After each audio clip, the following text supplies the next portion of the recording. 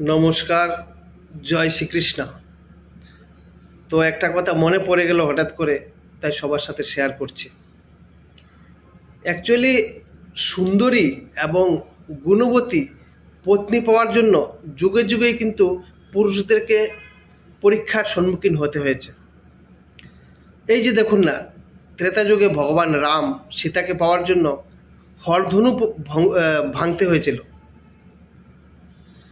আর দাপরেতে অর্জুন দ্রৌপদীকে পাওয়ার জন্য সেই জলের জলের মধ্যে তাকিয়ে উপরে সেই মাছের চোখকে তীরের সাহায্যে এই নিশানা করে তারপর দ্রৌপদীকে পেতে হয়েছে।